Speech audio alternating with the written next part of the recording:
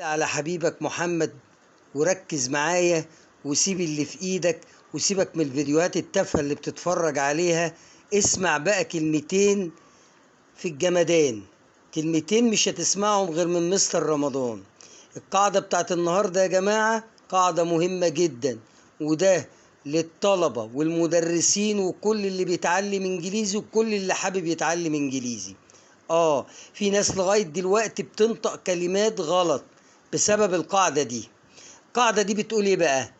بتقول لك ان الايه لو جه وراه حرف ال اللي اسمع معايا وركز، وقلمك في ايدك وورقتك قدامك وفنجان القهوة، وركز كده معايا وسلطن معايا.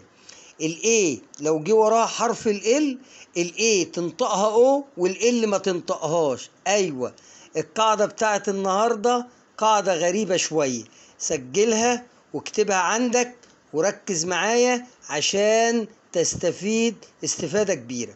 يبقى قلنا الايه لو جه على طول كده لازق فيه حرف ال كده، يعني الايه وراه ال على طول. جه بقى في اول الكلمة في نص الكلمة، هي القاعدة واحدة، يبقى الايه هنا هينطق او. طب وحرف ال ما تنطقوش يا فندم، يبقى حرف ال هنا سايلنت. يبقى عندك الايه هتنطق او والال مش هتنطق. كلمات انا جايبها لك اهي، طول عمرك بتقراها صح بس مش عارف القاعده فين. تمام، عندك الكلمه دي ادي الايه جه وراها حرف ال هننطق الدبليو عادي واو، تبقى الكلمه ايه؟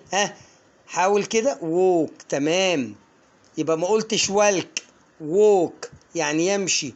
طب اللي بعديها تي، وبعد كده القاعدة بتاعتنا اهي، وبعد كده حرف الكي. يبقى انت عايز تقول لي يا مستر ان الاي والال هنا انطقهم او؟ بالظبط، يبقى كأن الاي والال هنا يا جماعة كده باكج مع بعض انطقهم او، ماليش علاقة بالال تكتب ولا تنطق.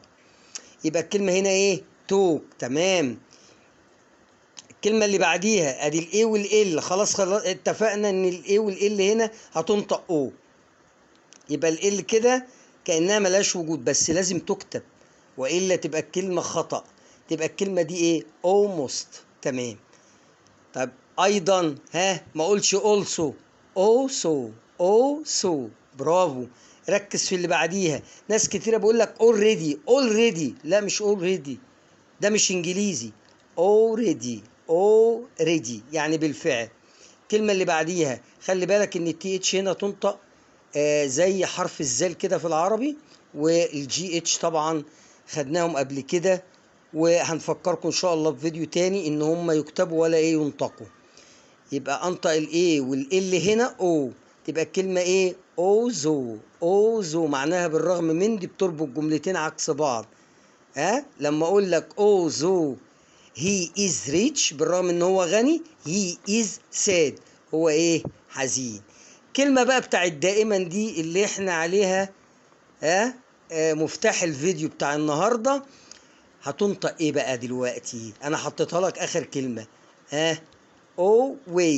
always معناها دائما.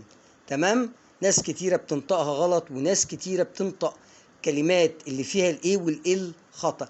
النهاردة متهيألي مش هتخطأ تاني، وارجو ان يكون الفيديو وصل لجميع الناس.